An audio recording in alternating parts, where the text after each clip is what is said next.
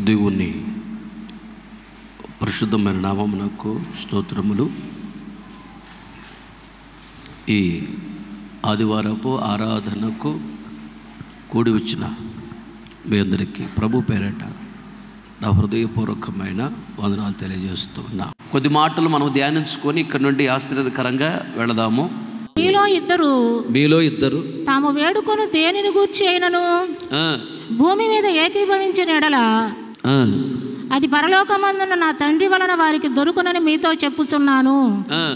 ఏలయనగా ఇద్దరు ముగ్గురు నా నామమున ఎక్కడ కూడి ఉందురు అక్కడ నేను వారి మధ్యన ఉందునని చెప్పెను. చాలు. తలలు పైకెత్తి నా వైపు చూస్తూ జాగ్రత్తగా నా మాటలు గమనించాలి. ఇక్కడ ఈ వాక్య భాగాన్ని గమనించినట్లయితే వాక్య భాగములో భూమి మీద ఎవరైతే ఏకీభవించి వేడుకుంటారో లేదా ప్రార్థన చేస్తారో వారికి అది దొరుకుతుందంట. ఎక్కడైతే ఇద్దరు ముగ్గురు కూడి నా నామమున ప్రార్థన చేస్తారో వారి మధ్యలో నేను ఉంటాను అంటున్నాడు. వినాలి. ఒకటి, ఇద్దరు ముగ్గురు కూడి నా నామమున ప్రార్థన చేస్తే వారి మధ్యలో నేను ఉంటాను అంటున్నాడు. రెండోది, మీరు అడిగింది మీకు దొరుకుతుంది అంటున్నాడు. ఆయన మన మధ్యకు వచ్చాడు అంటే ఏం జరుగుతుందో తెలుసా? మన మధ్యకు వస్తానని చెప్పింది ఎవరు? సర్వలోకాన్ని జస్ట్ మాట చేత సృష్టించిన సృష్టికర్త మన మధ్యలోకి వస్తానంటున్నాడు. గట్టిగా చప్పట్లు కొడుతూ దేవుని నామమున మహిమపరచు. ఆమె మన మధ్యలో ఉన్నాడు. చెప్పండి అందరూ గట్టిగా హల్లెలూయా. మన మధ్యలోకి వచ్చాడు, మన మధ్యలో ఉన్నాడు ఆయన. అయితే ఇప్పుడు మన మధ్యలో ఉన్న ఆయన నువ్వు ఇంటికి వెళ్ళినప్పుడు కూడా, పొలంలోకి వెళ్ళినప్పుడు కూడా, వ్యాపార నిమిత్తం వెళ్ళినప్పుడు కూడా, ఉద్యోగం నిమిత్తం వెళ్ళినప్పుడు కూడా మీ మధ్యలోకి నేను వస్తానంటున్నాడు. మీ మధ్యలోకి నేను వస్తాను, నువ్వు అడిగింది నీకు దొరుకుతుంది అంటున్నాడు. మన మధ్యలోకి రావటం వలన కలిగే లాభం ఏంటంటే, లైట్లన్నీ వేసి ఉన్నాయి కానీ కరెంట్ లేదు, చీకటిగా ఉంది. సడన్గా కరెంట్ వచ్చింది, లైట్లు వెలిగాయి, చీకటి ఏమవుతుంది? పారిపోతుంది. వెలుగు రాగానే చీకటి పారిపోతుంది. వెలుగు అనే యేసయ్య మన మధ్యలోకి రాగానే చీకటి అనే సాతాను శక్తులు మొత్తం పారిపోతాయి. గట్టిగా ఆమేన్ చెప్పండి అందరూ, చప్పట్లు కొడుతూ ఆమె. ఆయన మధ్యలోకి వస్తే జరిగేది అది. ఆయన మీ మధ్యలోకి వస్తే ఏం జరుగుతుంది అంటే, అప్పులు కలుగు చేస్తున్న సాతాను శక్తులు, రోగాలను కలుగు చేస్తున్న సాతాను శక్తులు, దరిద్రతను కలుగు చేస్తున్న సాతాను శక్తులు, సమస్యల పాలు చేస్తున్న సాతాను శక్తులు, కన్నీళ్లు పాలు చేస్తున్న సాతాను శక్తులు, వివాహం జరగకుండా చేస్తున్న సాతాను శక్తులు, పిల్లలు పుట్టకుండా అడ్డుపడుతున్న సాతాను శక్తులు, దీవెన రాకుండా అడ్డుపడుతున్న సాతాను శక్తులు, అన్ని రకాల సాతాను శక్తులు పారిపోతాయి. ఎప్పుడు అంటే యేసయ్య మన మధ్యకు రాగానే. దేవునికి స్తోత్ర, హల్లెలూయా. ఆయన మన మధ్యకు రావాలని ఆశపడుతున్నాడు. ఆయన మధ్యకు రావాలంటే అక్కడ రెండు పనులు చేయాలి. ఒకటి, ఇద్దరు లేదా ముగ్గురు కూడి ఉండాలి. ఒకటి, ఎవరు ఈ ముగ్గురు? ఇద్దరు. ఎవరు ఈ ఇద్దరు అంటే, ప్రత్యక్ష గుడారములో అతి పరిశుద్ధ స్థలములో మందసం ఉంటుంది. మందస్థం మీద మేలిమి బంగారముతో చేయబడిన 2 దేవదూతలు ఉంటాయి. ఇలా చేతులపైకి కొంచెం ఇలా. ఈ మధ్యలో ఉన్నటువంటి ఈ ప్రదేశాన్ని కరుణాపీఠము అంటారు. యేసయ్య ఈ మధ్యలోకి దిగి వస్తాడంట. ఎవరు ఈ ఇద్దరంటే, ఒకటి, ఈయన ఉదాహరణకి ఈ దేవదూత విశ్వాసికి సాదృశ్యము, ఈ దేవదూత సేవకుడికి సాదృశ్యం. సేవకుడు, విశ్వాసి వీళ్ళు కలిసి ప్రార్థన చేస్తున్నప్పుడు ఇద్దరు, వీళ్ళ మధ్యలోకి దేవుడు దిగి వస్తాడు. దేవునికి స్తోత్ర, చెప్పాలి గట్టిగా హల్లెలూయా. వీళ్ళిద్దరూ ఒకటి, ఒకరి ముఖం ఒకరు చూసుకుంటూ ఉండాలి. అంటే ఇద్దరు ఐక్యత కలిగి ఉండాలి. విశ్వాసులు సేవకులు మధ్యలో ఐక్యత ఉండాలి. అప్పుడు దేవుడు దిగి వస్తాడు. ఒకటి. రెండోది, వీళ్ళిద్దరూ ఒకరి ముఖం ఒకరు చూసుకుంటూ కరుణాపీఠం మీద ఉన్న యేసయ్యనే చూడాలి. ఒక విశ్వాసి సేవకుని వైపు చూడాలి, సేవకునితో ఐక్యత కలిగి ఉండాలి, సేవకుడితో సమాధానం ఉండాలి, విశ్వాసికి సేవకునితో ప్రేమగా ఉండాలి. అలాగే సేవకుడు విశ్వాసితో ఐక్యత కలిగి ఉండాలి, సేవకులు విశ్వాసులతో ప్రేమగా ఉండాలి, సేవకులు విశ్వాసులతో సమాధానంగా ఉండాలి. ఇద్దరు ఒకరి మీద ఒకరికి ప్రేమ అనురాగము కలిగి, సమాధానము కలిగి, ఐక్యత కలిగి ఇద్దరు ఉండాలి. వీళ్ళిద్దరూ కరుణాపీఠం మీద ఉన్న యేసయ్య వైపు చూస్తూ ఉండాలి. మరలా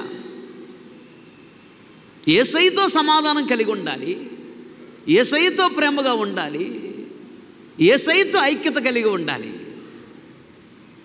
జాగ్రత్తగా గమనించాలి. అప్పుడు మధ్యలోకి యేసయ్య దిగి వస్తాడు. దేవునికి స్తోత్రం. ఇద్దరు ఏకీభవిస్తే అంటే ఇద్దరంటే ఏంటి చెప్పే. నెక్స్ట్ 19వ వచనం ఇంకొకరు పెంచాడు, ముగ్గురు. ఎవరు ఈ ముగ్గురు అంటే, ఇద్దరు అంటే భార్యాభర్తలు, ఇద్దరు అంటే అక్క చెల్లెళ్ళు కావచ్చు, ఇద్దరు అంటే అన్నదమ్ములు కావచ్చు, ఇద్దరు అంటే స్నేహితులు కావచ్చు, ఇద్దరంటే బంధువులు కావచ్చు, ఇద్దరు అంటే ఇక్కడ శత్రువు మిత్రువు కావచ్చు. శత్రువైనా కలిసి ఉండాలి, ఐక్యత కలిగి ఉండాలి, ప్రేమ కలిగి ఉండాలి. అలా ఇద్దరంటే వాళ్ళు ఇద్దరు ఐక్యత కలిగి ఉండాలి, ఇద్దరు ప్రేమ కలిగి ఉండాలి, ఇద్దరు సమాధానంగా ఉండాలి. వీళ్ళు ప్రార్థన చేయాలి.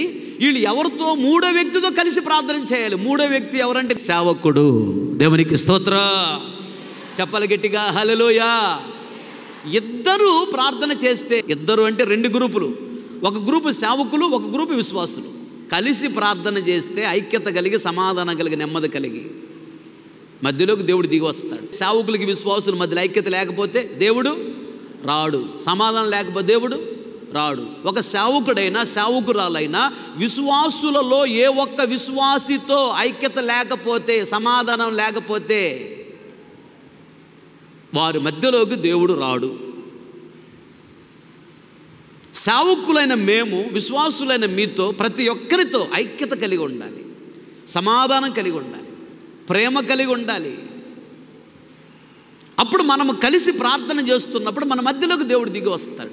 నీవు ఏ ప్రార్థన అయితే చేస్తున్నావో, వివాహం కోసం చేస్తున్నావో ప్రార్థన, ఇంటి కోసం చేస్తున్నావో ప్రార్థన, అప్పులు తీరాలని చేస్తున్నావో ప్రార్థన, రోగం తగ్గాలని ప్రార్థన చేస్తున్నావా? ఇంట్లో చేస్తున్నారు.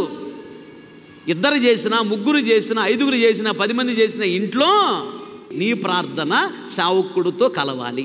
మీరు ఎంత ప్రార్థన చేసినా నీ ప్రార్థన దేవుని యొద్దకి వెళ్ళాలంటే నీతో కలిసి సేవకుడు కూడా ప్రార్థన చేయాలి. సేవకుడితో కలిస్తేనే నీ ప్రార్థన దేవుని యొద్దకి వెళుతుంది. సేవకుడికి చెప్పకుండా నువ్వు ఎంత ప్రార్థన చేసినా నీ ప్రార్థన దేవుని యొద్దకి వెళ్ళదు.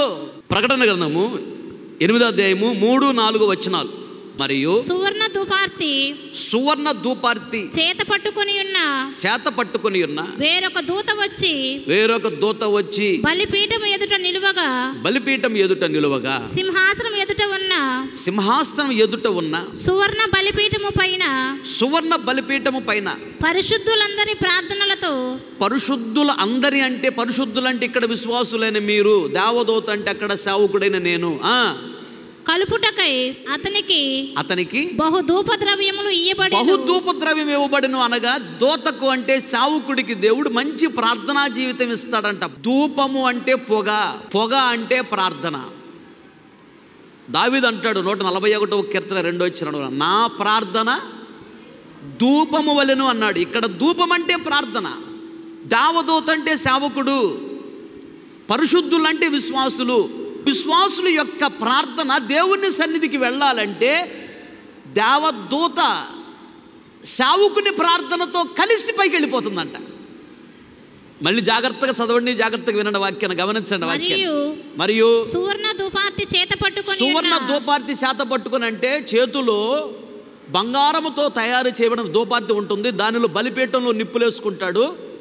సుగంధ ధూపద్రవ్యం దానిలో వేయగానే తీసుకుంటాడు. ఎవరైనా ప్రార్థన చేయించుకోవడానికి వచ్చే పాస్టర్ గారి దగ్గర చేతులు ఉండిద్ది ఉట్టిలాగా, బలిపీఠంలో నిప్పులు దాంట్లో వేస్తాడు. సుగంధ ధూపద్రవ్యం అనే పదార్థం దాంట్లో వేస్తాడు. ఈ సుగంధ ధూపద్రవ్యము నిప్పుల మీద వేయగానే సువాసనతో కూడిన పొగలు వస్తాయి. అది తీసుకొని పాస్టర్ గారు ఎవరైనా ప్రార్థన చేయించుకోవడానికి విశ్వాసులు వస్తే చేతిలో ధూపార్తిని తీసుకుని వస్తాడు. పొగలొస్తాయి. ఎందుకదంటే విశ్వాసికి సేవకుడు మధ్యలో ఇట్లా పొగలొస్తా ఉంటాయి కాబట్టి విశ్వాసులు ముఖం పాస్టర్ గారికి సరి కనపడదు, పాస్టర్ గారి ముఖం విశ్వాసికి పొగలో కనపడదు.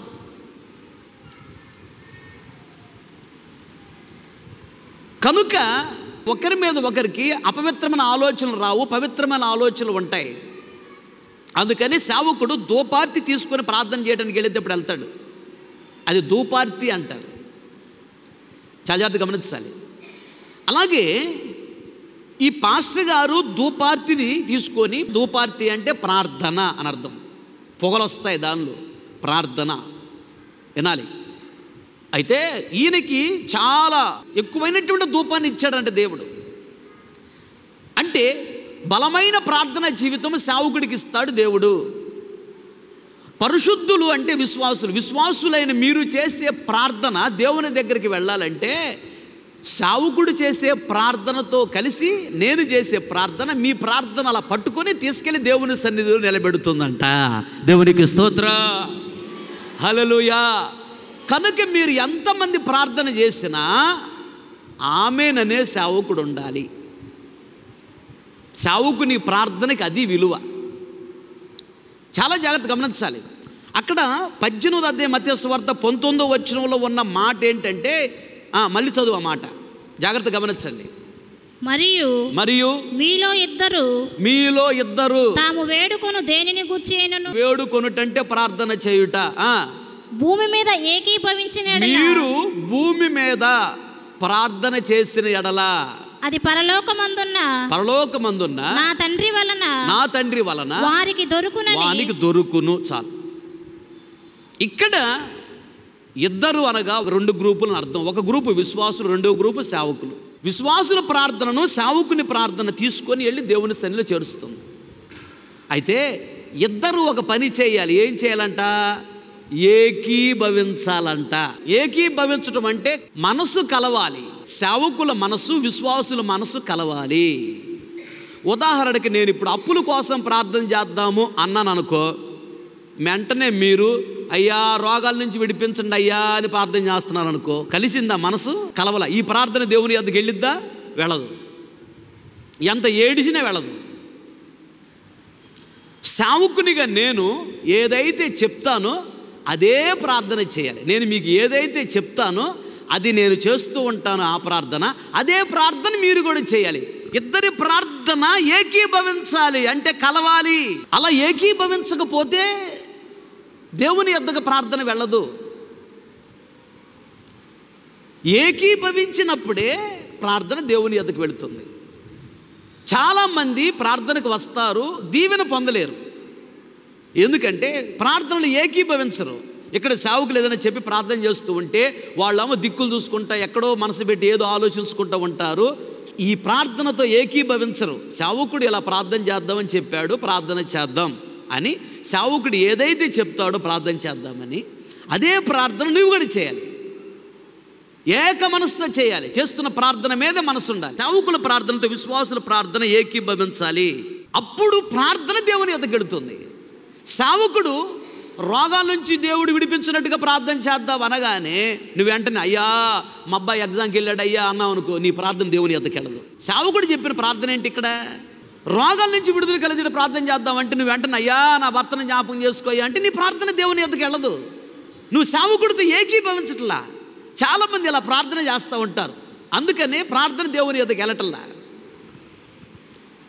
సేవకుడు ఏదైతే చెప్తాడో సేవకుల్లో ఉన్న తాత్పర్యం నీలోకి రావాలి, సేవకుల్లో ఉన్న భావం నీలోకి రావాలి, సేవకుల్లో ఉన్నటువంటి భారం నీ గుండెలోకి రావాలి, సేవకుల్లో ఉన్న మనసు నీలోకి రావాలి. అప్పుడు సేవకుడు ఏదైతే చెప్తున్నాడో, చెప్పి ప్రార్థన చేస్తున్నాడో అదే ప్రార్థన నీవు ఏక మనసుతో భారము కలిగి చేస్తే జరిగేదేంటి తెలుసా? అబ్బాయి ఎగ్జామ్కి వెళ్ళాడయ్యా అని నువ్వు చేయాల్సిన అవసరం కూడా ఉండదు. ఇక్కడ ఏకీభవించగానే ప్రార్థన చేస్తూ ఉండగానే నీ మనస్సులో ఏముందో దేవునికి తెలుసు కదా, అది ఆలకించి ఇక్కడ సేవకుని ప్రార్థనతో నీ ప్రార్థన కలుస్తుంది. కాబట్టి నీకు ఏది ఇష్టమో దేవునికి తెలుసు. కాబట్టి నువ్వు అడగక మునిపి నీ అక్కరేంటి దేవుడికి తెలుసు. కాబట్టి నిశ్చయముగా అది నీకు దొరుకుతుంది. ఆమేన్, హల్లెలూయా. ఏకీభవించడం నేర్చుకోవాలి. అది అలా సేవకుని ప్రార్థనతో నీ ప్రార్థన ఏకీభవించాలి. నిన్న ఉదయము నేనేమి చెప్పాలో ప్రభు అని ప్రార్థన చేస్తున్నా. ప్రార్థన చేస్తున్నప్పుడు నాకు ఒక దర్శనంలో ప్రభు ఏం చూపించాడంటే, మీరందరూ ఉన్నారు, భోజనం దగ్గర కూర్చున్నారు, భోజనం తినడానికి రెడీగా ఉన్నారు. నేను ప్రార్థన చేసి ఆమెన్ అన్నాను. మీలో ఏ ఒక్కరు కూడా ఆమెన్ అనలేదు. అంటే అర్థం ఏంటంటే, దేవుడు నాకు బయలుపరిచింది ఏంటంటే, సేవకుడుగా నా గుండెల్లో ఉన్న భారాన్ని మీరెవరు పంచుకోవటం లేదు అని ప్రభు అన్నాడు. నాతో మీరు ఏకీభవించటం లేదు, నాతో కలవటం లేదు. మీరు నా ప్రార్థనతో నీ ప్రార్థన ఏకీభవించటం లేదు, నా భారముతో మీ భారము ఏకీభవించటం లేదు. నీ ముందు ఉంది భోజనం, ఆమె అనుకున్న ఆ భోజనం తినే అధికారం లేదు. భోజనం అనే ఆశీర్వాదం నీ ముందు ఉంది. అది ఉద్యోగమైన ఆశీర్వాదం కావచ్చు, వ్యాపారమైన ఆశీర్వాదం కావచ్చు, సంతోషమైన ఆశీర్వాదం కావచ్చు, సమాధానమైన ఆశీర్వాదం కావచ్చు, ఆరోగ్యమైన ఆశీర్వాదం కావచ్చు, భోజనమైన ఆశీర్వాదం కావచ్చు, సంతానమైన ఆశీర్వాదం కావచ్చు, వివాహమైన ఆశీర్వాదం కావచ్చు. అది ఏ ఆశీర్వాదమైనా నీ ముందు ఉంది. ఆ దీవెన నువ్వు అనుభవించాలంటే సేవకునితో నువ్వు ఏకీభవించాలి. నేను ఏదైతే చెప్తానో దానితో నువ్వు కూడా కలిసి పోరాడటానికి ఇష్టపడాలి. ఇది చేద్దాము అనగానే వెంటనే నీవు ముందుకు రావాలి. సేవకులు ఇలా చెప్పారు, నా మట్టుకు నేను కూడా చేయాలి. ఇలా ప్రార్థన చేయమని సేవకులు చెప్పారు, నేను కూడా చేయాలి ప్రార్థన. ఇలా పరిచర్య చేద్దామని పాస్టర్ గారు చెప్పాడు, నేను కూడా చేయాలి. ఇలా ఇవ్వండి అని పాస్టర్ గారు చెప్పాడు, నేను కూడా ఇవ్వాలి. స్తోమత కొలది, కొంచెమైనా ఎంతైనా ఏకీభవించడం. ఇది ఉదాహరణకి సభలు ఉన్నాయి, మనకి అమెరికా డబ్బులు రావు, నెల నెల జీతాలు రావు, మనమే చేసుకుంటున్నావు. నీ స్తోమత కొలది ఎంతో కొంత ఇవ్వనని అన్నానా, వెంటనే నువ్వు ఇవ్వాలి. ఏకీభవించుడంటే ఇది. పరిచర్య ఉంది, మీరందరూ చేయాలని నేను చెప్పానా, తప్పించుకొని తిరగకూడదు. వెంటనే నీ మట్టుకు నీ శక్తి కొలది నువ్వు పరిచర్య చేయాలి. ఇది ఏకీభవించుట. నేను ఏదైతే ఒక ఆలోచన చెప్తానో దానికి మీరు ఏంటో ఏకీభవించాలి. నాకు ఒక ఆలోచన వచ్చింది అంటే అది దేవుని యొద్ద నుండి వస్తుంది. దేవుని దగ్గర నుంచి ఒక ఆలోచన రాగానే దాన్ని నేను మీకు చెప్తా. నువ్వు పట్టించుకోకపోతే నీ ప్రార్థన దేవుని యొద్దకు వెళ్ళదు. నేను ఏదైతే చెప్తానో అది చేయటానికి నువ్వు ఇష్టపడాలి. అది ఏకీభవించుట. నాతో మీరు ఏకీభవించాలి. సేవకులైన విశ్వాసులైన నాతో ఏకీభవించకపోతే నీ ప్రార్థన దేవుని యొద్దకు వెళ్ళదు. అది మీ మధ్యకు దేవుడు రావాలి, మిమ్మల్ని దీవించాలని ఆశపడుతున్నాడు. నీవు ప్రార్థన చేస్తే నీ ప్రార్థన విని అది దేవుడు నీకు దొరికేటట్లుగా నీ ముందుకు తీసుకురావాలని ఆశపడుతున్నాడు. పరిచర్యలో కానీ, దేవునికి ఇచ్చే విషయంలో కానీ, లేదా ప్రార్థన విషయంలో కానీ, ప్రతి విషయంలో సేవకులతో నీవు ఏకీభవిస్తున్నావా లేదా, కలుస్తున్నావా లేదా? కలవకపోతే దేవుడు నీతో కలవడు. ఏకీభవించాలి. అప్పుడు మన మధ్యకి దేవుడు దిగి వస్తాడు. నువ్వు అడిగింది ప్రతిదీ దేవుడు నీకు ఇస్తాడు. మాట తప్పడు. గట్టిగా చప్పట్లు కొడుతూ దేవుని మహిమపరచు. ఆమె ఇంకొకటి, ఒక భయంకరమైన విషయాన్ని చెప్తున్నాను, గుర్తుపెట్టుకోండి. ప్రార్థన చేయాలి. భారతదేశ చరిత్రలో జరగనటువంటి ఒకటి భారతదేశంలో జరగబోతుంది ఇప్పుడు. అలాంటి ప్రభుత్వాలు రాబోతున్నాయి భారతదేశానికి. న్యాయము జరగదు, అన్యాయము జరిగిద్ది, అక్రమాలు జరుగుతాయి, క్రైస్తవులకు భయంకరమైన శ్రమ ఉండిద్ది. దర్శనములు ప్రభు నాకు చెప్పాడు, గుర్తుపెట్టుకో. నా గుండె జల్లుమంది. ప్రభు చెప్పాడు. ఆ మాట చెప్పిన తర్వాత ఏదో ఆలోచిస్తూ, ఏంటి ప్రభు, భారతదేశ చరిత్ర ఎప్పుడు జరగలేదంట, జరగబోతుందంటే ఏంటి ప్రభు, తప్పించయ్యా, కాపాడయ్యా, విడిపించయ్యా, నీ బిడ్డలను కాపాడని ప్రార్థన చేసి నేను ఒకసారి యూట్యూబ్ ఆన్ చేశా. యూట్యూబ్లో ఒక పాస్టర్ గారు చెప్తున్నాడు, భారతదేశ చరిత్రలో జరగనట్టు హింస జరగబోతుందని. నాకు ప్రభు చెప్పాడు. సేమ్ అదే ఆ పాస్టర్ గారు చెప్తున్నాడు ప్రవచనం. దీని కొరకు మనం భారం కలిగి ప్రార్థన చేయాలి. క్రైస్తవులకు హింస జరగబోతుంది, క్రైస్తవులకు విరోధమైన పరిపాలన రాబోతుంది, బాగా అక్రమాలు జరుగుతాయి, అన్యాయాలు జరుగుతాయి, నేరాల ఘోరాలు జరుగుతాయి, భయంకర పరిస్థితులు రాబోతున్నాయి. భారతదేశంలో క్రైస్తవులకి భయంకర హింస జరగబోతుంది. భారతదేశ చరిత్ర ఎప్పుడు జరగలేదంట అలాంటిది. దాని కొరకు భారము కలిగి ప్రార్థన చేసిన బాధ్యత ఉన్నది. నేను చేస్తున్న ప్రార్థన నాతో మీరు ఏకీభవించాలి. విడిచిపెట్టకుండా ప్రార్థన చేయండి, తప్పించబడతాం. లేకపోతే పరిస్థితులు ఘోరంగా ఉంటాయి, జాగ్రత్త. నేను ప్రార్థన చేస్తున్నా, నాతో పాటు మీరు ప్రార్థన చేయాలి. అప్పుడు నాతో ఏకీభవించి ప్రార్థన చేస్తే మన ప్రార్థన దేవుని యొద్దకు వెళుతుంది. ఆ సమస్య నుంచి దేవుడే విడిపిస్తాడు. దేవునికి స్తోత్రం. నీతో వాళ్ళు సంఘం ఎవరు ఏకీభవించట్లేదు అన్నాడు దేవుడు. నాకు చాలా బాధేసింది. దానివల్ల నీకు ప్రార్థన దేవుని యొద్దకు వెళ్ళదు, దేవుని దీవెనలు పొందలేవు, పరలోక రాజ్యానికి కూడా రావటం కష్టమైంది సంఘం మీరు. అది నిన్న దేవుడు నాకు చెప్పాడు. అంటే ఇది ప్రకటన, ఈరోజు వాక్యం దీని మీద మాట్లాడాలని ప్రభు నిన్న ఉదయం చెప్పాడు నాకు. దాని మీద ఇప్పుడు మాట్లాడు. దేవునికి స్తోత్రం. ఏ ఏ విషయాల్లో ఏకీభవించాలి, ఇంకా ఎవరితో ఏకీభవించాలి? యెషయా గ్రంథం 11వ అధ్యాయము 12వ వచనం 14వ వచనం వరకు.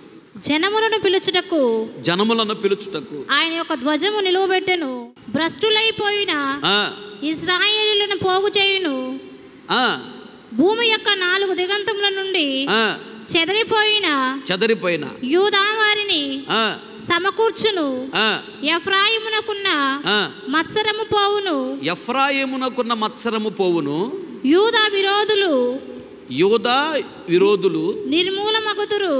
నిర్మూలమగుదురు, ఎఫ్రాయిము యూదా యందు మత్సరపడడు, యూదా ఎఫ్రాయిమును బాధింపడు. వారు ఫిలిస్తీన్ల భుజముల మీద ఎక్కుదురు, పడమటి వైపు పరుగెత్తిపోవుదురు, ఏకీభవించి తూర్పు వారిని దోచుకుందురు, ఏదోమును మోయాబును ఆక్రమించుకొందురు, అమ్మోనీయులు వారికి లోబడుదురు. చాలు, జాగ్రత్తగా నా వైపు చూస్తూ నా మాటలు మీరు గమనించాలి. యాకోబు అనే చెట్టుకి 12 కొమ్మలు ఉన్నాయి. 12 మంది కుమారులు, 12 కొమ్మలు, 12 గోత్రముల వారు. ఇక్కడ 2 గోత్రాల గురించి దేవుడు చెప్తున్నాడు. ఒకటి ఎఫ్రాయిము గోత్రము, 2 యోదా గోత్రం. 12 గోత్రాల వారిని యోదా గోత్రము, బెన్యామీను గోత్రము, 2 గోత్రాల వారిని కలిపి ఏమంటారు? యూదులు అంటారు. యూదులు అంటే 2 గోత్రాల వారే. మిగిలిన 10 గోత్రాల వారిని ఇశ్రాయేలీలు అంటారు. అర్థమైందా ఇప్పుడు?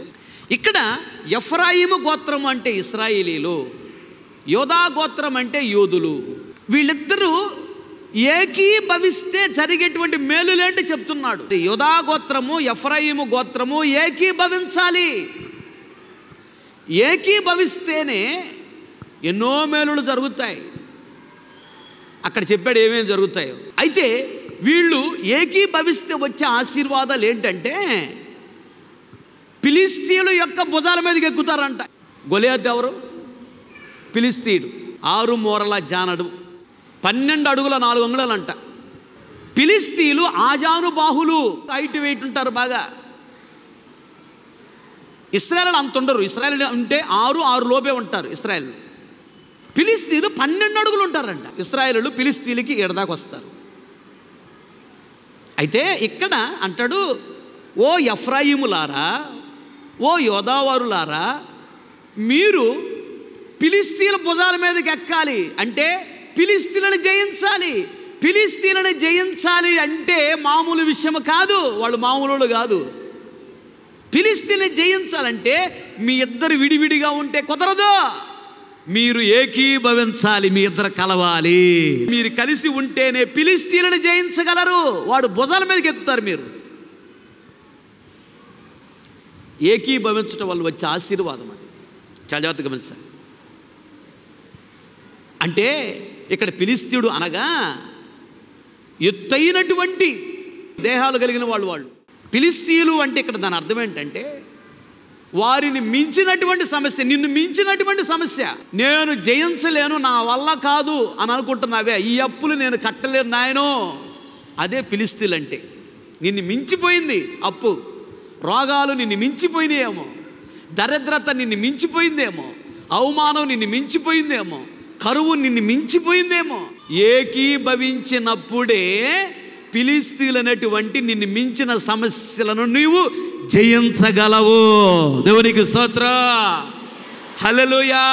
అది అప్పుల సమస్య అయినా, రోగం అనే సమస్య అయినా, దరిద్రత అనే సమస్య అయినా, కరువు అనే సమస్య అయినా, కోర్టు కేసు అనే సమస్య అయినా, నిరుద్యోగ సమస్య అయినా, అది ఏ సమస్య అయినా ఆ సమస్యను నువ్వు జయిస్తావు.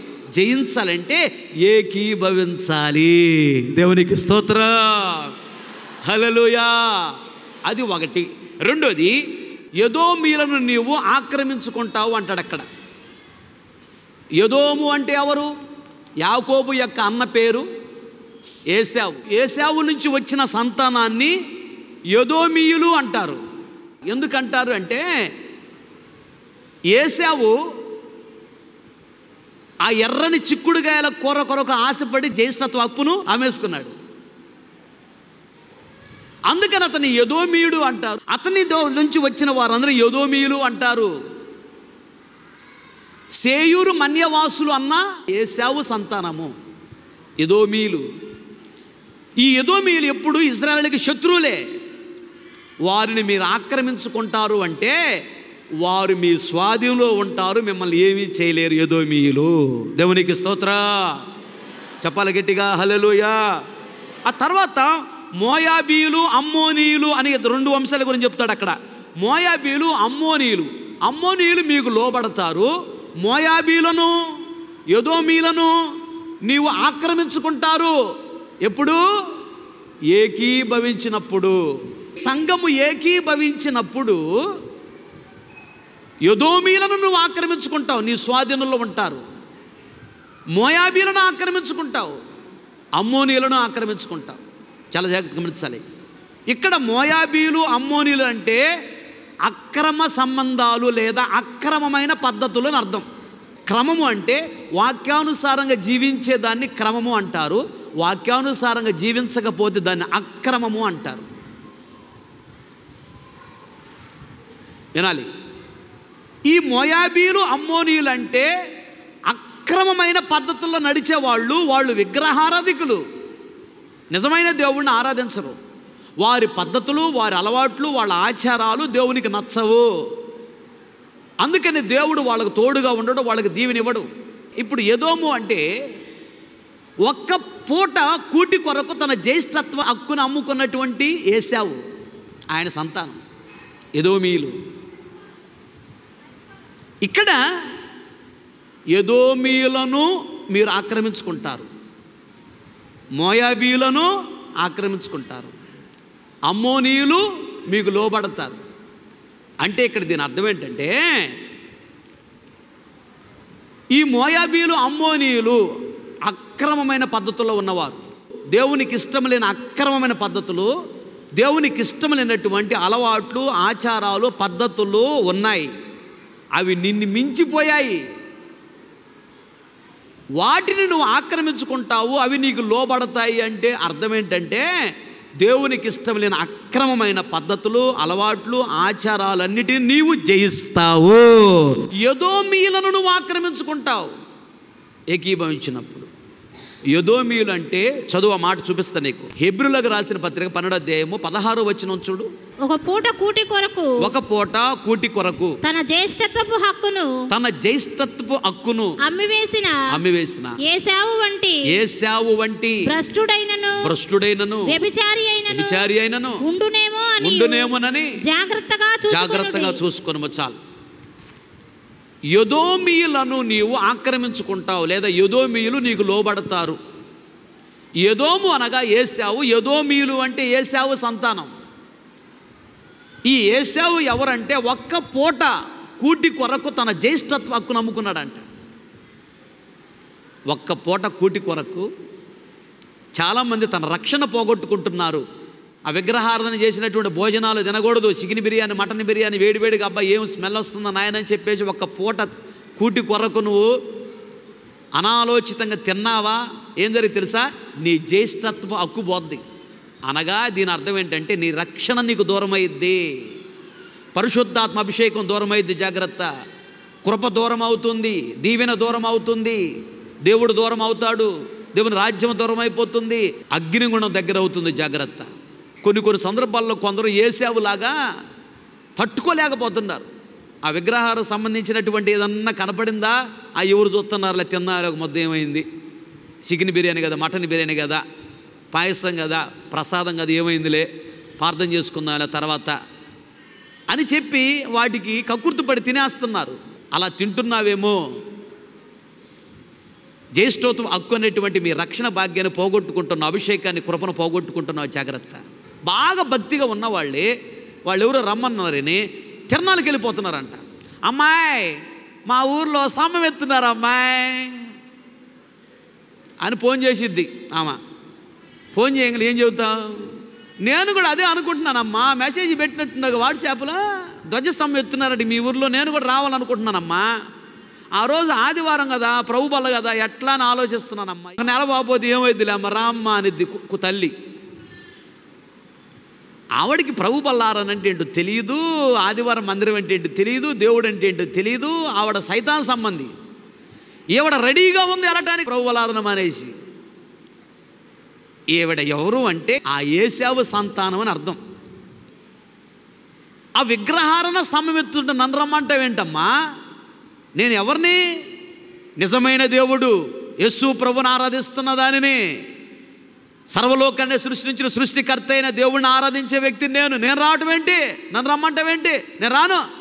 నువ్వు స్తంభం ఎత్తుకుంటావు, ఇంకేం ఎత్తుకుంటావు, నాకు అనవసరం. చీరలు పెట్టాలమ్మంట, నాకు అవసరం లేదు నీ చీర, నువ్వు ఇచ్చి నేను కట్టుకోను. సృష్టికర్త నిజమైన దేవుడిని ఆరాధించే వాళ్ళం మనము. అపవిత్రమైన పనులు చేస్తే కృప దూరం అయింది. అయితే ఏకీభవించినప్పుడు ఎదోముని నువ్వు ఆక్రమిస్తావు, ఎదోముని జయిస్తావు. ఎదోముని జయించడం అంటే ఇలా విగ్రహారాధన చేసిన వాటిని తినడానికి, ఆ విగ్రహాల పండగలకి, తిరణాలకి, జాతరలకు పరిగెత్తుతున్నావేమో, దానిని నువ్వు జయించే కృపను దేవుడు నీకు ఇస్తాడు. ఆమేన్. ఆడికి వెళ్ళటం వల్ల నీ పరిశుద్ధత పోద్ది, నీ భక్తి పోద్ది, నీ కృప పోద్ది, దీవెన పోద్ది, ఆశీర్వాదం పోద్ది, దేవుడు దూరం అయిపోతాడు. మోయాబీలను అమ్మోనీలను నీవు ఆక్రమిస్తావు, వాళ్ళు నీకు లోబడతారు. అంటే అక్రమమైన పద్ధతుల్లో పడిది కృప పోగొట్టుకుంటున్నావు, దీవెన పోగొట్టుకుంటున్నావు కదా, ఆ అక్రమమైన పద్ధతులను నువ్వు జయిస్తావు అని అర్థం. మోయాబీలు అమ్మోనీలను నీకు లోబడతారంటే వాళ్ళల్లో ఉన్న అలవాట్లు, ఆచారాలు, అక్రమమైన పద్ధతులను, అక్రమమైన అలవాట్లను, అక్రమమైన ఆచారాలను నువ్వు జయిస్తావు అని అర్థం. ఎదోమీలు నీకు లోబడతారు, ఎదోమీలను నువ్వు జయిస్తావు. అనగా ఒక్క పూట కూటి కొరకే, ఈ పనికి మాలినాటి కొరకే నీ యొక్క అభిషేకాన్ని పోగొట్టుకుంటున్నావు, కృపను పోగొట్టుకుంటున్నావు, దీవెన పోగొట్టుకుంటున్నావు కదా. ఇప్పటి నుంచి అలా జరగదు. ఎదోమీలను కూడా నువ్వు జయించబోతున్నావు. దేవునికి స్తోత్రం. అమ్మోనీలను నువ్వు జయిస్తావు, హల్లెలూయా. మోయాబీలను జయిస్తావు, హల్లెలూయా. అంతేకాదు ఫిలిస్తీయులను నువ్వు వాళ్ళ భుజాల మీదకి ఎక్కుతావు. ఫిలిస్తీయులు అనగా నిన్ను మించినటువంటి బలమైన సమస్యలు ఉన్నాయే, ఆ సమస్యలను నువ్వు జయించబోతున్నావు. గట్టిగా చెప్పలు కొడుతూ దేవుని నామముపరచు. ఆమేన్, హల్లెలూయా. నేను ఇక్కడ ఏదైతే అంటానో అప్పులు ఉండవు అనగానే ఏమనాలి నువ్వు? ఆమేన్ అనాలి. ఆమేన్ అనగానే వెంటనే పరలోకం నుండి ఆ దీవెన వచ్చేస్తుంది, అప్పులు తీరే అవకాశం నీకు వస్తుంది. రోగాలు యేసు నామములో ఉండవు అనగానే అది సేవకుని మాటని దేవుడు ఏం చేస్తాడంట?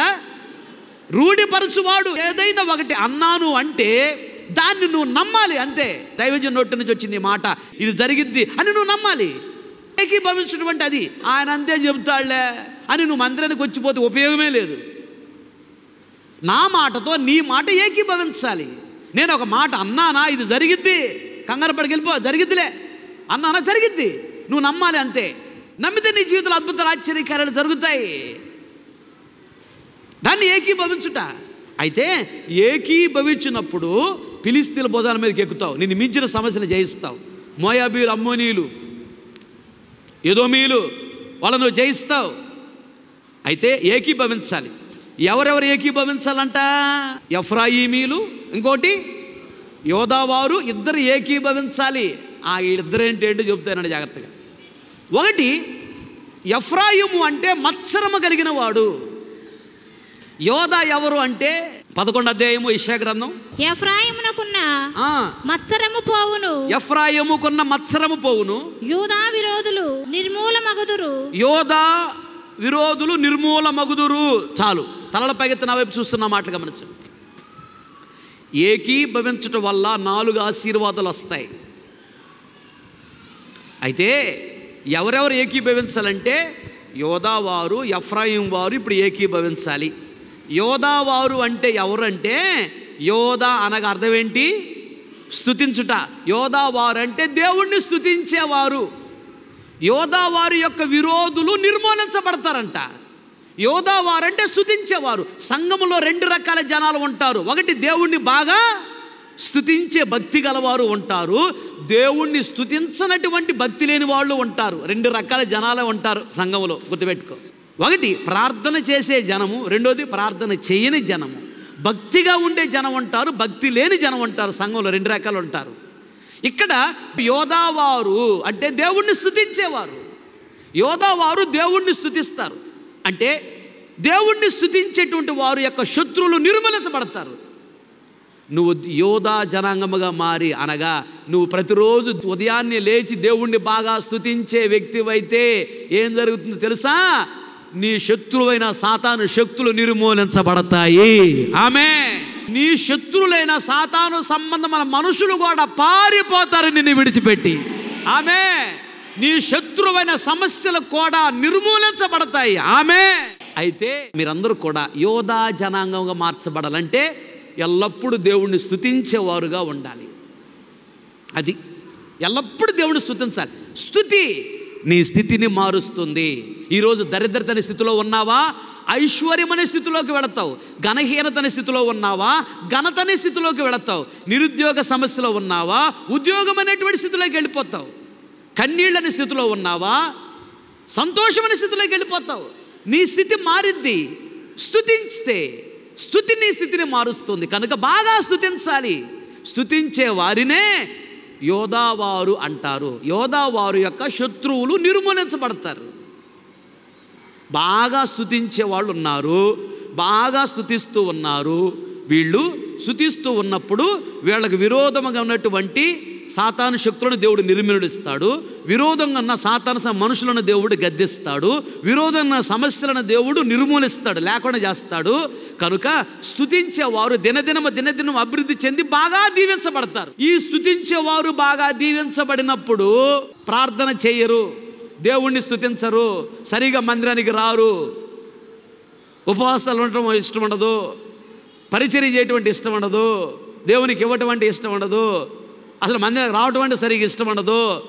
వీళ్ళకి ఏం కలిగిద్దంటే మాతో పాటే మందిరానికి వస్తున్నారు, వాళ్ళు బాగా దీవించబడుతున్నారు, వాళ్ళు బాగా కనపరచబడుతున్నారు, మేమేంటి ఇలా ఉన్నాము అని వారిని చూసి వీళ్ళు వ్యసన పడతారంట. వీళ్ళే ఎఫ్రాయిములు. మత్సరపడేవాళ్ళు ఎఫ్రాయిమీలు. ఇక్కడ ఎఫ్రాయిమీలు ఉన్నారు, యోధావారు ఉన్నారు. మత్సరపడేవాళ్ళు, వ్యసన పడేవాళ్ళు ఎఫ్రాయిములు అంట. ఎందుకు? వీళ్ళు స్తుతించరు, ప్రార్థన చేయరు, ఉపవాసం ఉండరు, మందిరానికి రారు, కష్టపడరు, పరిచర్య చేయరు. ఎఫ్రాయిములు అంటే వీళ్ళే. వాళ్ళు బాగా దీవించబడుతున్నారే, మాకు దీవెన లేదు, వ్యసన పడుతూ ఉంటారు. చాలా జాగ్రత్తగా గమనించు. అయితే ఈ వ్యసన పడేటువంటి ఎఫ్రాయిములు, దేవుణ్ణి బాగా స్తుతించేటువంటి యోధావారు ఇద్దరు ఇప్పుడు ఏమవ్వాలంట? ఏకీభవించాలంటే ఐక్యత కలిగి ఉండాలి. దేవునికి స్తోత్రం, హల్లెలూయా. యోధావారు వీళ్ళు ఎఫ్రాయిములతో కలవలేరు. ఎందుకు?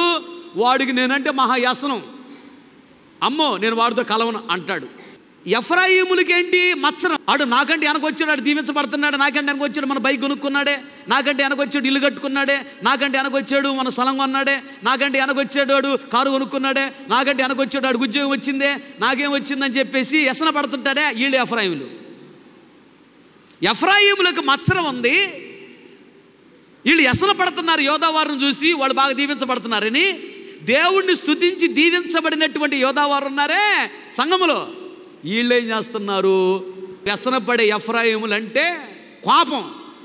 వాడంటే నా కోపం, వాడికి వ్యసనం.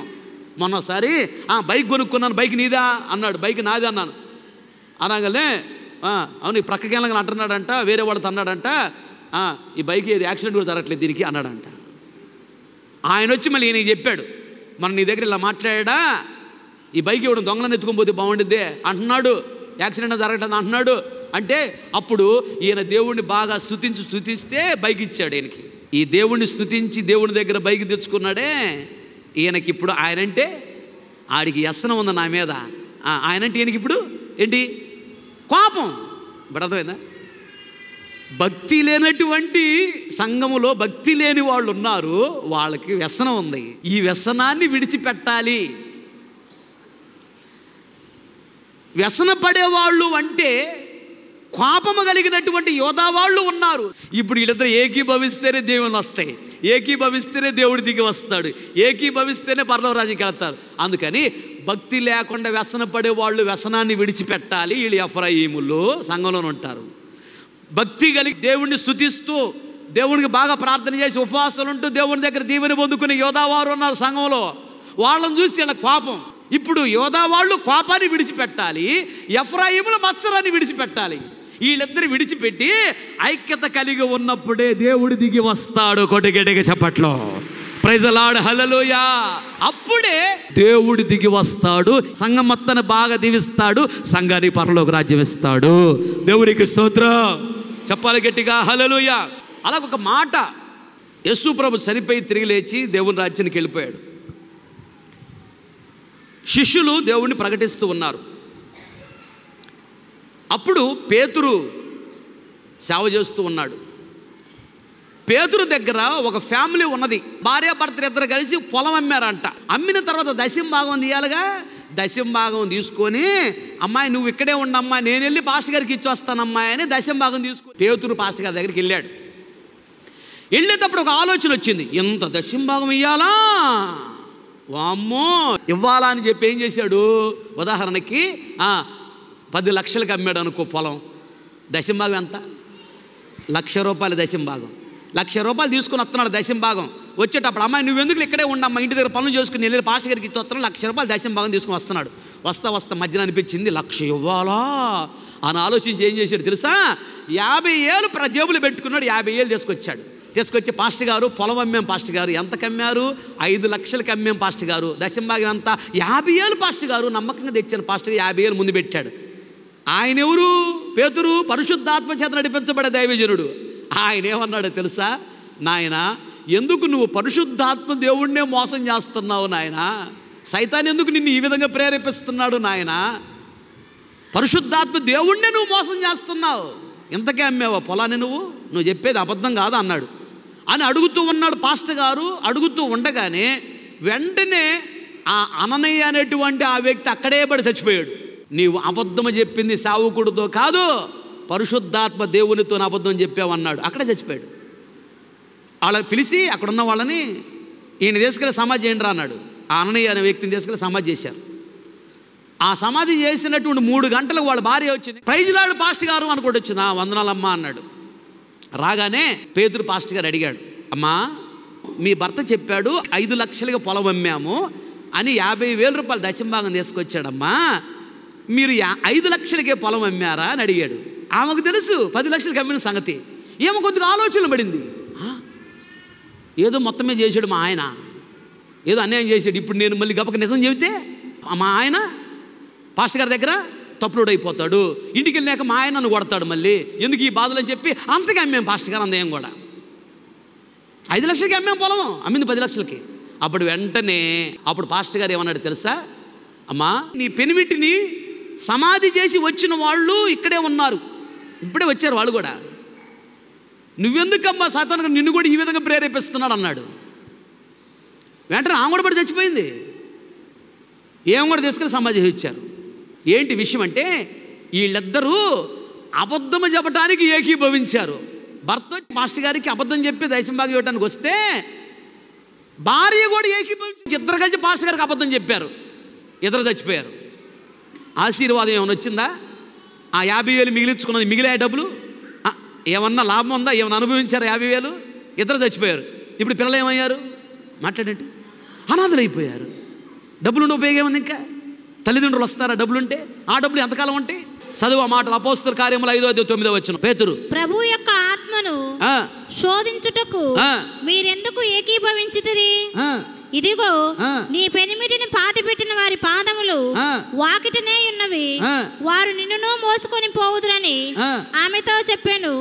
వెంటనే ఆమె అతని పాదముల యొద్ద పడి పాదముల దగ్గర పడి ప్రాణము విడిచెను. చాలు, అర్థమైందా?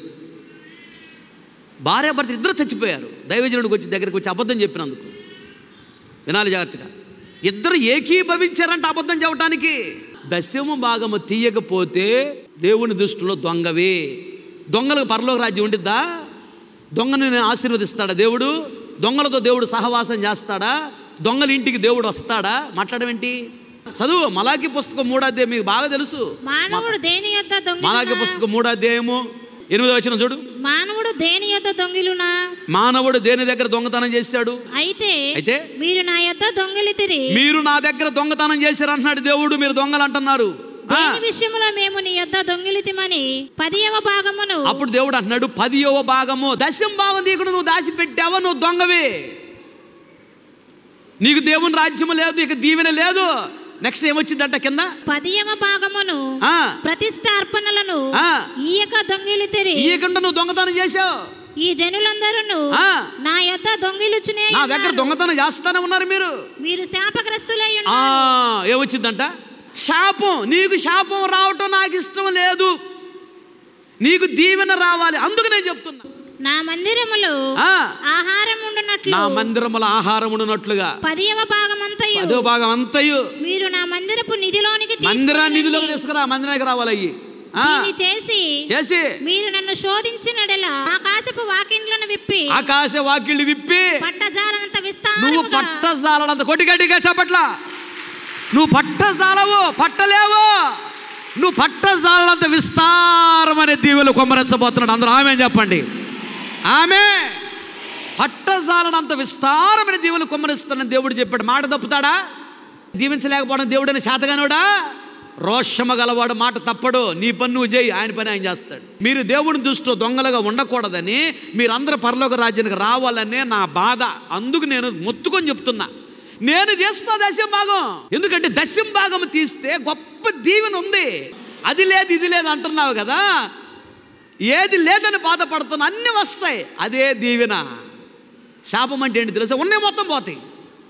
10వ భాగం ఇస్తేనాము నీకు లేని దీవెనలన్నీ వస్తాయి, ఇవ్వకపోతే దీవెనలు ఆగిపోతాయి. కింద 12వ వచనం చూడు. ఆనందకరమైన దేశములో మీరు నివసింతురు అనగా పరలోక రాజ్యంలో ఉంటావు 10వ భాగం తీస్తే. మోకరించండి, ప్రార్థన చేసుకుందాం. మహాగణుడా, మహోన్నతుడా, నిత్య నివాసి, నీ బంగారు పాదములకు ఎనలేని స్తోత్రాలు చెల్లిస్తున్నాం. దేవా, ఈ పునరుత్థాన దినమున ఆత్మస్వరూపికి మా మధ్యకి దిగవచ్చి మీ దాసుడిగా నన్ను మరుగుపరిచి సంఘముతో బహుతేటగా సూటిగా ఆదరిస్తూ, ఓదారుస్తూ, బలపరుస్తూ, తృప్తిపరుస్తూ, సేద తీరుస్తూ, హెచ్చరిస్తూ మీరు మాట్లాడారు. దేవా, ఈ భూలోకములో ఎక్కడైతే 2-3 కూడి నా నామమున ప్రార్థన చేస్తారు, వారి మధ్యలో నేను ఉంటానని మీరు మాట్లాడుతూ వాగ్దానం చేస్తూ వచ్చారు. దేవా, 2 అనగా దేవా విశ్వాసులని, కానీ 3వ వ్యక్తితో కలిసి ఉండాలని, 3వ వ్యక్తి మీరు ఏర్పాటు చేస్తున్న సేవకుడని మీరు తెలియజేస్తూ వచ్చారు ప్రభువా. అలాగే 2 ఏకీభవించి ప్రార్థన చేస్తే వాళ్ళ ప్రార్థన దేవ మీ సన్నిధికి చేరుతుందని, వాళ్ళు అడిగింది ప్రతిదీ పరలోకము నుండి అనుగ్రహించబడుతుందని, ప్రతి దీవెన దొరుకుతుందని మీరు మాట్లాడుతూ వచ్చారు. 2 ఒక గుంపు విశ్వాసులైతే 2వ గుంపు సేవకులని, సేవకుల ప్రార్థనే విశ్వాసుల ప్రార్థనను దేవా నీ సన్నిధికి తీసుకొని వచ్చి నీ ఎదుట నిలబెడుతుందని. కనుక సేవకుల ప్రార్థనతో దేవా విశ్వాసుల ప్రార్థన ఏకీభవించాలని, విశ్వాసులు సేవకులతో, సేవకులు విశ్వాసులతో ఏకీభవించాలని, ప్రార్థనలో, ప్రేమలో, విశ్వాసములో, విధేయతలో, సహనములో, సమాధానములో, అన్ని విషయాలలో కూడా ప్రభా, పరిచర్య విషయంలో కానీ, నీ మందిరానికి ఇచ్చే విషయంలో కానీ, సువార్తను ప్రకటించే విషయంలో కానీ, సేవకుని గుండెల్లో ఉన్న భార విషయంలో కానీ, ప్రతి విషయంలో సేవకులతో విశ్వాసులు ఏకీభవించాలని మీరు మాట్లాడుతూ వచ్చారయ్యా. అందుని బట్టి నీకు స్తోత్రాలు చెల్లిస్తూ ఉన్నా. అప్పుడే మా మధ్య మీరు ఉండటానికి ఇష్టపడతారు. అలాగే మా ప్రార్థన మీ సన్నిధికి చేరుతుందని, అప్పుడే అన్ని దీవెనలు మాకు దొరుకుతాయని మీరు మాట్లాడుతూ వచ్చారయ్యా. నీకు స్తోత్రం, స్తోత్రం, స్తోత్రం. అలాగే ప్రభువా, ఎఫ్రాయిములు మత్సరము కలిగిన వారని, యోధావారు దీవెనలు పొందుకునేవారని, ఈ 2 రకాల జనాలు సంఘాల్లో ఉంటారని దేవా, యోధనటువంటి వారు స్తుతిస్తూ దీవెనలు పొందుతున్న వారికి చూసి ఎఫ్రాయిమున భక్తి లేనటువంటి వాళ్ళు మత్సరపడుతూ ఉంటారని, మత్సరపడుతున్నారని వాళ్ళని చూసి యోధా వారికి కోపం ఉంటుందని. అయితే యోధా వాళ్ళు కోపాన్ని విడిచిపెట్టి, ఎఫ్రాయిమీయులు మత్సరాన్ని విడిచిపెట్టి, 2 ఐక్యత కలిగి ఏకీభవించి ప్రార్థన చేసినప్పుడు ఫిలిష్తీయులైనటువంటి ఓ బలమైనటువంటి మించినటువంటి సమస్యల నుంచి విడుదల పొందగలమని, ఎదోమీలైనటువంటి అయ్యా ఒక పూట కూటి కొరకు జ్యేష్ఠత్వ హక్కును నమ్ముకున్నటువంటి ఎదోము లాంటి ఈ చిన్న చిన్న వాటి కొరకే రక్షణ భాగ్యాన్ని, అభిషేకాన్ని, కృపను పోగొట్టుకునేటువంటి పరిస్థితుల్లో ఉన్నవాళ్ళు అలాంటి పరిస్థితులను జయించగలరని, అమ్మోనీయులు, మోయాబులు అనేటువంటి ఈ లోకంలో అక్రమమైన పద్ధతులు, అలవాట్లు, ఆచారాల పద్ధతులను జయించగలరని దేవా మీరు మాకు నేర్పించినందుకు స్తోత్రం, స్తోత్రం, స్తోత్రం అయ్యా. ఏకీభవించాలని, అందరితో ఏకీభవించి ప్రార్థన చేసేవారుగా ఉండాలని నేర్పించారయ్యా, స్తోత్రం. అలాగే ప్రభువా అననీయ, సప్పీరా ఏకీభవించి దైవజనుడితో అబద్ధం చెప్పారు, దశంభాగం ఇవ్వటానికి వెనుకంజ వేశారు, ప్రాణాలు పోగొట్టుకున్నారని, శాపాన్ని తెచ్చిపెట్టుకున్నారని, మీ రాజ్యానికి దూరం అయ్యారని, పిల్లల్ని అనాథులు చేశారని, పిల్లలకి శాపాన్ని తెచ్చిపెట్టారని బహుతేటగా మీరు మాట్లాడుతూ వచ్చారు ప్రభు. దశంభాగంలో ఉన్న దీవెన ఏంటో, దశంభాగంలో ఉన్న ఘనత ఏంటో, దశంభాగంలో ఉన్న ఆశీర్వాదం ఏంటో, దశంభాగంలో విస్తారమైన దీవెనలు ఉన్నాయని, దశంభాగం ఇచ్చిన వారు మాత్రం నీ రాజ్యంలో ప్రవేశించగలరని బహుతేటగా మీరు మాట్లాడుతూ వచ్చారయ్యా, నీకు స్తోత్రం. దేవా కొందరిని సాతానుగాడు మీ ఆజ్ఞ ప్రకారం నడవకుండా అడ్డుపడుతున్నాడు, దీవెన పొందటం ఇష్టం లేక, పరలోక రాజ్యానికి రావటం ఇష్టం లేక, అయ్యా మీతో స్నేహం చేయటం ఇష్టం లేక, గణపరచబడటం ఇష్టం లేక, సాతానుగాడు చెప్తున్న మాటలు విని చాలామంది సాతాను వలలో పడిపోయి దశంభాగ విషయంలో నమ్మకంగా ఉండక దేవా దొంగలుగా నీ దృష్టిలో కనిపిస్తున్నారు. ఎవరు అలా ఉండకూడదు ప్రభువా.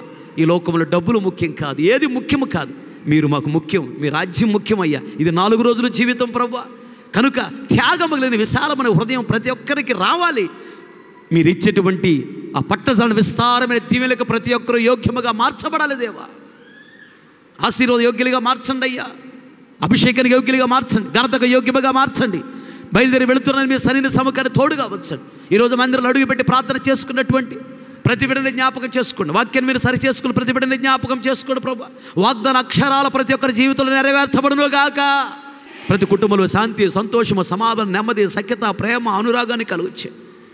మీ సరైన సమకాన్ని తోడుగా వచ్చండి. ఉద్యోగము, వ్యాపారం, చేతి పని, కూలి పనులు తోడై ఉండండి. ఆశీర్వదించండి అయ్యా. ప్రతి అవసరత తీర్చండి దేవా. ఆత్మీయంగా, శారీరకంగా, మానసిక దినాభివృద్ధి కలుగుచ్చు. ప్రార్థన పరులు, ఆత్మపరులు, విశ్వాసవీరులుగా మార్చండి. సత్యాసక్తి, త్యాగము, సమర్పణ జీవితం అనుగ్రహించండి. తగ్గింపు జీవితం, లోబడే విని విధేయత నేర్పించండి. మీ రాజ్యానికి యోగ్యులుగా మార్చండి అయ్యా. మీరు వచ్చినప్పుడు సిగ్గుపడనక్కర్లేనటువంటి బిడ్డలుగా ధైర్యంగా నిలబడి కుటుంబ సమేతముగా నీ రాజ్యములో ప్రవేశించాలి ప్రభువా. క్షమించండి, కనికరించండి. సంఘాన్ని దినదినం అభివృద్ధి కలుగుచండి. సంఘంలో ప్రతి అవసరత తీర్చండి, ఆశీర్వదించండి. ఇప్పటి వరకు ఆశ్చర్యకరంగా, జయకరంగా, దీవెనకరంగా, మర్యాదకరంగా జరిగించినందుకు స్తోత్రం.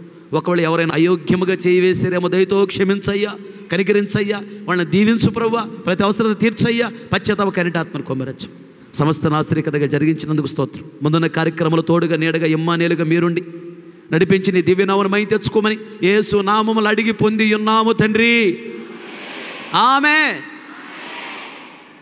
మన తండ్రి అయిన దేవుని ప్రేమ, కుమారుడైన యేసుక్రీస్తు వారి కృప, పరిశుద్ధాత్మని అన్యోన్య సహవాసం, సన్నిధి సముఖం చేరిన మనకు, ప్రపంచంలో సకల కోటి పరిశుద్ధులందరికీ, మరి ముఖ్యంగా వాక్య విని ప్రభు రక్త మాంసాల్లో పాలు పొంగులు పొందిన ప్రతిబడిన దేవుడు జ్ఞాపకం చేసుకొని బహుగా దీవించి అంతవరకు దేవుడు నడిపించునుగాక.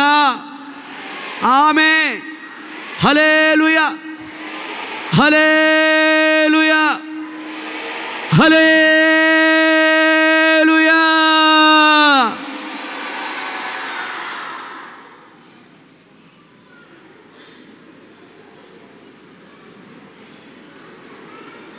ఆమేన్. ఇంతటితో ఈ ప్రభు బల్ల ఆరాధన ముగించబడింది. ఓపికతో దేవుని కార్యక్రమంలో పాలు పొంగులు పొందిన మీ అందరికీ ప్రభు పేరట నా హృదయపూర్వకమైన వందనాలు తెలియజేస్తూ ఉన్నాను.